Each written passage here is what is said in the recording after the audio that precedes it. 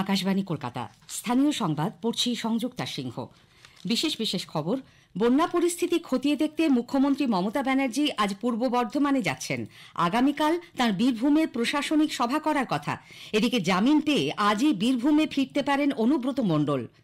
ডিভিসির জল ছাড়া নিয়ে প্রধানমন্ত্রীকে ফের চিঠি দিয়েছেন মুখ্যমন্ত্রী। অন্যদিকে রাজ্যের 2 প্রতিনিধি ডিভিসি থেকে পদত্যাগ করেছেন। সিবিআই তদন্তের মধ্যেই আরজিকর কাণ্ডে ময়না তদন্তকারী চিকিৎসকের বক্তব্যে নতুন করে বিতর্ক তৈরি হয়েছে।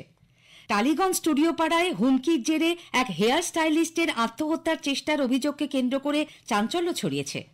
আইএসএল ফুটবল ম্যাচে কেরালা ব্লাস্টার্স 2-1 গোলে হারিয়েছে ইস্টবেঙ্গলকে। আসছি বিস্তারিত খবরে। বন্যা পরিস্থিতি খতিয়ে দেখতে মুখ্যমন্ত্রী মমতা ব্যানার্জি আজ পূর্ব বর্ধমানে যাচ্ছেন। জেলা শাসকের কার্যালয়ে বন্যায় ক্ষয়ক্ষতি নিয়ে আলোচনা করবেন তিনি। নবান্ন সূত্রে খবর, দুর্গাপুর সার্কিট হাউসে মুখ্যমন্ত্রী রাত্রিবাস করবেন। আগামীকাল বীরভূমের বোলপুরে তাঁর প্রশাসনিক সভা করার কথা। কালকেই কলকাতা ফিরবেন তিনি। এদিকে গরু পাচার মামলায় প্রায় 2 বছর দিল্লির তিহার জেলে বন্দী তৃণমূল কংগ্রেস নেতা অনুব্রত মণ্ডল জামিন পাওয়ার পর আজ বীরভূমে ফিরতে পারেন। এই সময় মুখ্যমন্ত্রীর বীরভূম সফর তাৎপর্যপূর্ণ বলে মনে করা হচ্ছে। রাজ্যে বন্যা পরিস্থিতির কারণ নিয়ে কেন্দ্র রাজ্য চাপা নতর তুঙ্গে। রাজ্যকে জানিয়েই ডিভিসি জল ছেড়েছে বলে কেন্দ্রীয় জলশক্তি মন্ত্রক ও জল কমিশনের দাবি খারিজ করে দিয়ে প্রধানমন্ত্রীকে ফের চিঠি দিয়েছেন মুখ্যমন্ত্রী মমতা ব্যানার্জি। রাজ্যের 11টি জেলায় বন্যা পরিস্থিতির জন্য ডিভিসির বিভিন্ন জলাধার থেকে মাত্রাতিরিক্ত জল ছাড়া নিয়ে তীব্র ক্ষোভ প্রকাশ করে 20 সেপ্টেম্বর প্রধানমন্ত্রীকে চিঠি দিয়েছিলেন মুখ্যমন্ত্রী। তার জবাবে জলশক্তি মন্ত্রী CR পাটিল লেখেন, রাজ্যের সম্মতি নিয়েই ডিভিসি জল ছাড়ে মাইথন ও পাঞ্চেত জলাধার থেকে। এই বক্তব্যের সঙ্গে তিনি সহমত নন বলে জানিয়ে মুখ্যমন্ত্রী লিখেছেন, সমস্ত গুরুত্বপূর্ণ সিদ্ধান্ত জলশক্তি মন্ত্রক এবং কেন্দ্রীয় জল কমিশন এককভাবে নিয়ে থাকে। এবার মাত্র 3.5 ঘন্টার নোটিশে ডিভিসি সর্বোচ্চ পরিমাণে জল ছেড়েছে 9 ঘন্টা ধরে। প্রতিবাদী রাজ্য সরকার দামোদর ভ্যালি জলাধার নিয়ন্ত্রণ কমিটি থেকে প্রতিনিধিত্ব অবিলম্বে প্রত্যাহার করে নিচ্ছে বলেও চিঠিতে জানিয়ে দেন মুখ্যমন্ত্রী। এরপর বিদ্যুৎ সচিব শান্তনু বসু ডিভিসি পর্ষদ থেকে এবং রাজ্যের সেচ ও জলপথ দপ্তরের চিফ ইঞ্জিনিয়ার দামোদর ভ্যালি জলাধার নিয়ন্ত্রণ কমিটি ডিভিসি RRC থেকে পদত্যাগ করেন। সিবিআই তদন্তের মধ্যেই আরজিকর মেডিকেল কলেজ হাসপাতালের ফরেন্সিক মেডিসিন বিভাগের অধ্যাপক অপূর্ব বিশ্বাসের বক্তব্যে চিকিৎসক পড়ুয়া তরুণীর ধর্ষণ ও খুনের ভয়ঙ্কর ঘটনা ধামাচাপা দেবার চেষ্টা নিয়ে সন্দেহ আরও জোরালো হয়ে উঠেছে। দেহের ময়না তদন্তকারী দলের নেতৃত্বে ছিলেন তিনি। সিজিও কমপ্লেক্সে সিবিআই এর 2য় দিনের জিজ্ঞাসাবাদ শেষে গতরাতে বেরিয়ে আসার সময় সাংবাদিকদের ডাক্তার বিশ্বাস জানান, দ্রুত ময়না তদন্ত শেষ করার জন্য চাপ দেওয়া হয়েছিল তাঁকে। ওই দিন বিএম না হলে রক্ত গঙ্গা হয়ে যাবে। এক্স কাউন্সিলর বলে একজন কেউ ছিলেন, নাম বলতে পারবো না, রিলেটিভ একজন, নট ব্লাড রিলেটেড, মেবি বাইরের। গতকাল প্রায় 6.5 ঘন্টা তাকে জিজ্ঞাসাবাদ করে সিবিআই। এদিকে 9ই আগস্ট সকালে পিজিটি চিকিৎসকের দেহ যে সেমিনার হলে উদ্ধার হয়, সেখানে ভিড় করে থাকা লোকেদের মধ্যে প্রাক্তন অধ্যক্ষ সন্দীপ ঘোষের ঘনিষ্ঠ অভিক দে, বিরূপাক্ষ বিশ্বাস ও সৌরভ পাল ছিলেন বলে অভিযোগ। গতকাল ফের 3 জনকে সিজিও কমপ্লেক্সে দীর্ঘক্ষণ জেরা করেন তদন্তকারীরা। একই সঙ্গে টালা থানার এসআই চিন্ময় বিশ্বাস এবং ফরেন্সিক টিমের 3 জনকেও জেরা করা হয়। প্রায় 9.5 ঘন্টা জেরার পর রাতে সাংবাদিকদের এড়ানোর জন্য একরকম ছুটেই গাড়িতে ওঠেন অভিক। ঢোকার সময়ও পেছনের দরজা দিয়ে তাকে নিয়ে যাওয়া হয়। সৌরভ পালের জিজ্ঞাসাবাদ পর্বও চলে রাত পর্যন্ত। অন্যদিকে রাজ্য মেডিকেল কাউন্সিলের প্রধান, আরজিকর রোগী কল্যাণ সমিতির চেয়ারম্যান ডাক্তার সুদীপ্ত রায়ের সিথির বাড়ি ও নার্সিংহোমে গতকাল ফের তল্লাশি চালিয়েছে সিবিআই এর দল। প্রায় 3.5 ঘন্টা পর রাত 11টা নাগাদ বেরিয়ে যান তদন্তকারীরা। আরজিকর কাণ্ডে ইন্ডিয়ান মেডিকেল অ্যাসোসিয়েশন IM এর কলকাতা শাখার ভূমিকায় ক্ষুব্ধ হয়ে ডাক্তার কৌশিক বিশ্বাস এর সহসভাপতি পদে ইস্তফা দিয়েছেন। তবে সদস্য হিসেবে থাকছেন তিনি। IM এর রাজ্য শাখার আসন্ন নির্বাচনে প্রার্থী হবার কোনো ইচ্ছা তার নেই বলেও ডাক্তার বিশ্বাস জানিয়েছেন। এদিকে গতকাল কলকাতায় এই নির্বাচনের প্রস্তুতি বৈঠক শুরু হতে না হতেই 3 চিকিৎসক বিক্ষোভের মুখে পড়েন। তাপস চক্রবর্তী, জয়া মজুমদার ও প্রিয়াঙ্কা রানা নামে এই 3 জনের বিরুদ্ধে ওঠে গো ব্যাক স্লোগান। 3 চিকিৎসকই বহুচর্চিত উত্তরবঙ্গ লবির ঘনিষ্ঠ বলে অভিযোগ। আরজিকর সহ বিভিন্ন মেডিকেল কলেজে হুমকি চক্রে এই উত্তরবঙ্গ লবির কথা বারবারই শোনা গেছে। 9ই আগস্ট আরজিকরে তরুণী চিকিৎসক পড়ুয়ার মৃতদেহ উদ্ধার হবার পর তাপস চক্রবর্তী ঘটনাস্থলে গিয়েছিলেন। এই নিয়ে বিতর্কের মধ্যেই সম্প্রতি IM এর মালদা শাখার সভাপতি পদ থেকে তাকে সরিয়ে দেওয়া হয়, যদিও সব অভিযোগ অস্বীকার করেছেন তিনি। আরজিকর কাণ্ডের ন্যায় বিচার চেয়ে গত সন্ধ্যায় নদিয়ার রানাঘাট শহরে ভারতী উচ্চ মাধ্যমিক বিদ্যালয়ের প্রাক্তনীদের উদ্যোগে প্রতিবাদ মিছিল বের করা হয়। শহরের বিশিষ্টজনেরাও মিছিলে অংশগ্রহণ করেন। হাওড়ায় ন্যায় বিচারের দাবিতে পাওয়ার হাউস, শঙ্কর মঠ, মন্দিরতলা ও বেতর মোড় থেকে মিছিল যায় ডুমুরজলা পর্যন্ত।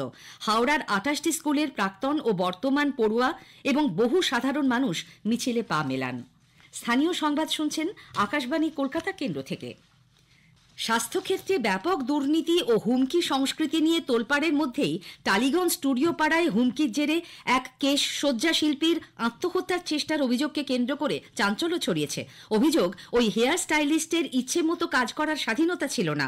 খবর পেয়ে হাসপাতালে ছুটে যান পরিচালক সুদেষ্ণা রায়, সৃজিত মুখোপাধ্যায়, অভিনেত্রী সুদীপ্তা চক্রবর্তী প্রমুখ।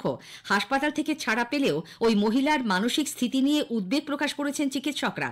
আকাশবাণীকে সুদেষ্ণা রায় বলেছেন, যেভাবে এই হেয়ার স্টাইলিস্টকে হেনস্থা করা হচ্ছিল তা কখনোই মেনে নেওয়া যায় না।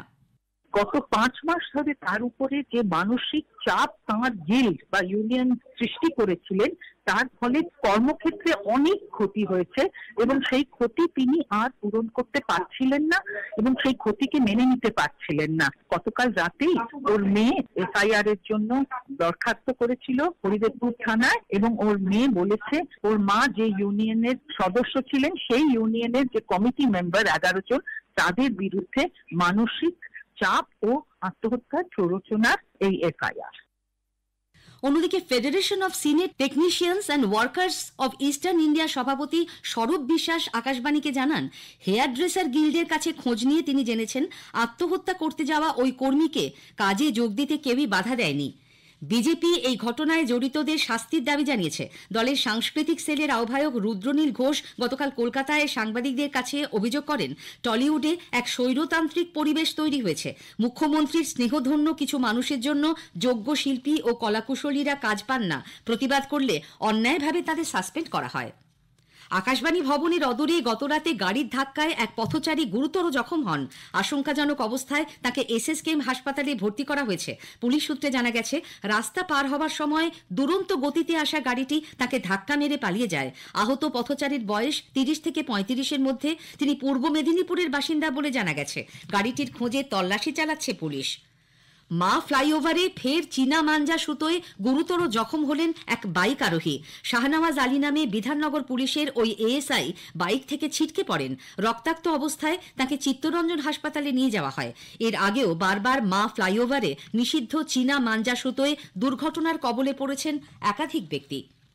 পশ্চিমবঙ্গ ছাত্র সমাজের ডাকা নবান্ন অভিযানে বিক্ষোভকারীদের ছোড়া ইটে চোখে মারাত্মক আঘাত পাওয়া ট্রাফিক সার্জেন্ট দেবাশিস চক্রবর্তীকে দেখতে গতকাল হাওড়ার বাউরিয়ায় তার বাড়িতে যান কলকাতা পুলিশের নতুন কমিশনার মনোজ ভার্মা।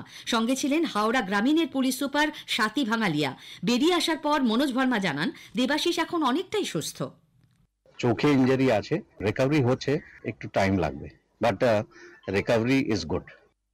কোচবিহারের তুফানগঞ্জে তৃণমূল কংগ্রেসের পার্টি অফিসে আগুন ধরানোর অভিযোগ উঠেছে বিজেপির বিরুদ্ধে।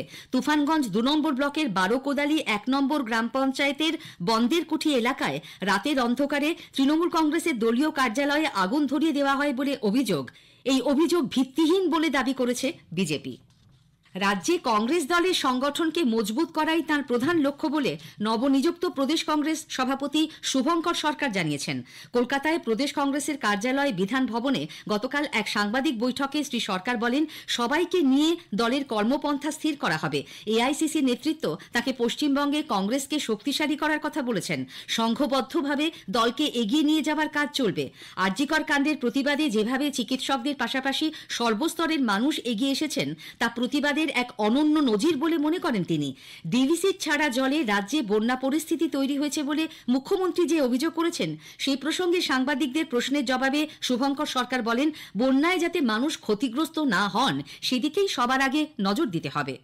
বন্যায় যাতে মানুষ ডুবে না যায়, সর্বস্ব খুইয়ে না পড়ে এবং সঠিকভাবে বন্যা নিয়ন্ত্রণের ক্ষেত্রে রাজ্য এবং কেন্দ্র মিলে সিদ্ধান্ত যা গ্রহণ করার তা যেন গ্রহণ করে।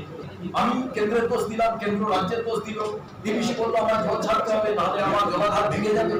এ দীর্ঘদিন ধরে এই প্র্যাকটিস আমরা শুনে আসি।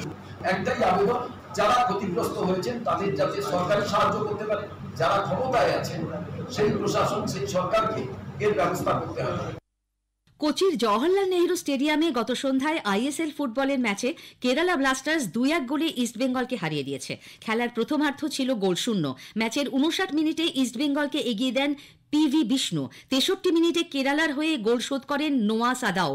88 মিনিটে জয়সূচক গোলটি আসে কামে পেপরার পা থেকে। শেষ করার আগে স্থানীয় সংবাদের বিশেষ অংশ আরেকবার।